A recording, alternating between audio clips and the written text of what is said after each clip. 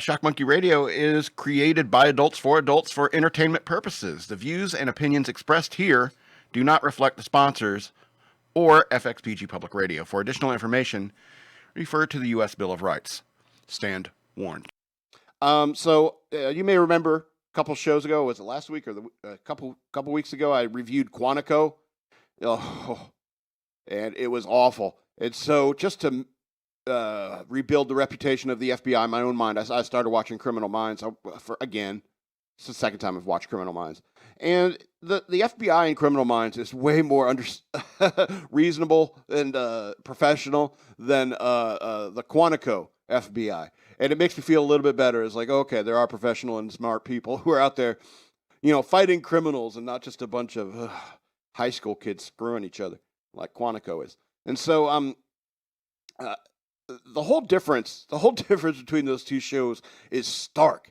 I mean, it's stark. I mean, yeah, you can watch Criminal Minds and say, yeah, Democrat, probably Democrat, definitely Democrat, Garcia, Democrat. But however, it never really comes into play at all because they're hunting people who like murder and rape children and shit like that. They're hunting horrible people. And if you want me to rate like Criminal Minds, it's like 10 of 13 stars. It's derivative at times. Anyway, that being said, it's more realistic in the sense that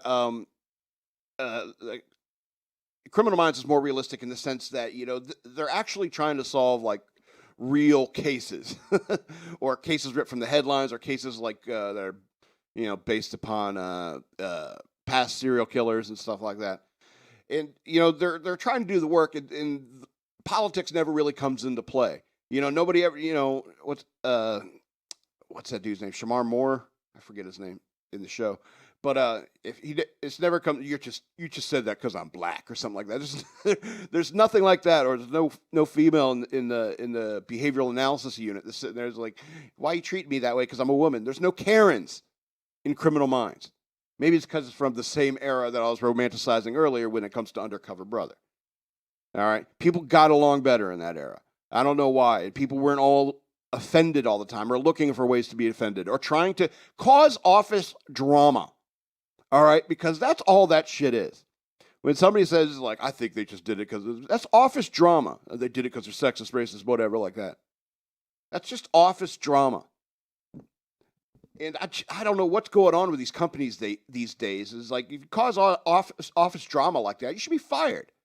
Then you can sit there and cry all day. It's like, they fired me because I'm black or a woman or blah, blah, blah. It's like, no, it's because you're a problem. Employers don't want problem employees. I know better than anyone. All right? I was a problem employee in everywhere I've ever worked. I work for myself, and I'm a problem for myself.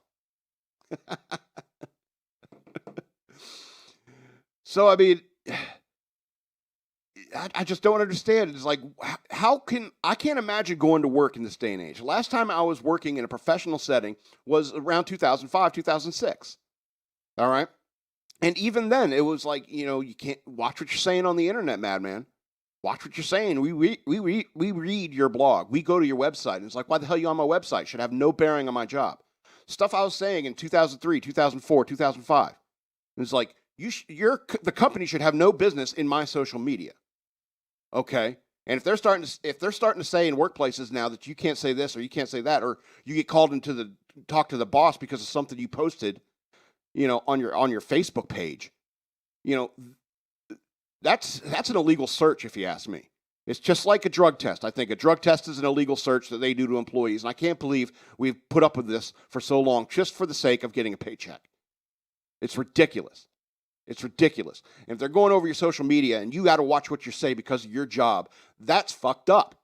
That's fucked up. You need to get in trouble. You need to be able to crack jokes. You need to be able to express yourself as a living human being in this world in order to survive. It's a more pressing matter for me than it is for you, but you still need it too. Anyway, what's I talking about? Jokes at a funeral. Ooh, ranty. I'm a little bit ranty today.